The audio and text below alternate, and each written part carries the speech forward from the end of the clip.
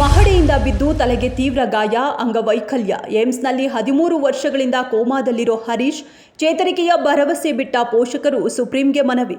ದೀರ್ಘಕಾಲದ ನೋವು ಕೊನೆಗೊಳಿಸಲು ಕೋರ್ಟ್ ನಿರ್ಧಾರ. ದಯಾಮರಣಕ್ಕೆ ಒಪ್ಪಿ ನ್ಯಾಯಾಧೀಶರ ಅಂತಿಮ ತೀರ್ಪು. ಹರೀಶ್ ರಾಣಾರ ತೀರ್ಪು ಓದುವಾಗ ಕಣ್ಣೀರಿಟ್ಟ justice Pardiwala.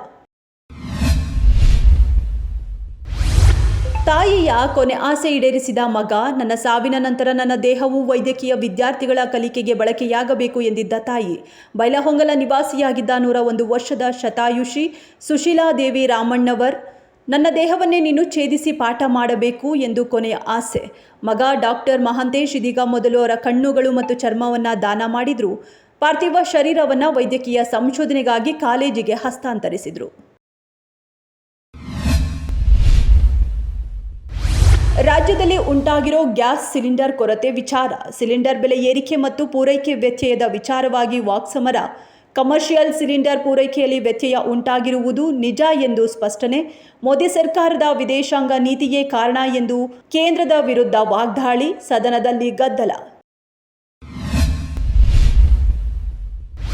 Amruthahalli gang rape ಪ್ರಕರಣದಲ್ಲಿ ಆರೋಪಿಗಳು ಪಾರ್ಟಿ ನಡೆಸಿದ್ದ ವಿಲ್ಲಾದ ಸಿಸಿಟಿವಿ ದೃಶ್ಯಗಳು ಪತ್ತೆ. ಗೋವಾದಿಂದ ತಂದ ಮಾದಕ ವಸ್ತುಗಳನ್ನು ಕಾಲೇಜು ವಿದ್ಯಾರ್ಥಿನಿಯರಿಗೆ ನೀಡಿ ಅರೆ ಪ್ರಜ್ಞಾಸ್ಥಿತಿಯಲ್ಲಿ ಅತ್ಯಾಚಾರ.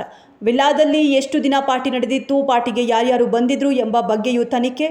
ಡಿಕ್ಸನ್ ಮತ್ತು ಶ್ರವಣ್ ಹುಡುಗಿಯರನ್ನ ಪಟಾಯಿಸಿ ಪಾರ್ಟಿಗೆ ಕರೆಸುತ್ತಿದ್ರು. ಪಟಾಯಿಸಲು ಖರ್ಚಾಗೋ ಹಣವನ್ನು ನಿಖಿಲ್ ಮತ್ತು ಅನಿರುದ್ಧ್ ನೀಡುತ್ತಿದ್ರು ಎನ್ನಲಾಗಿದೆ.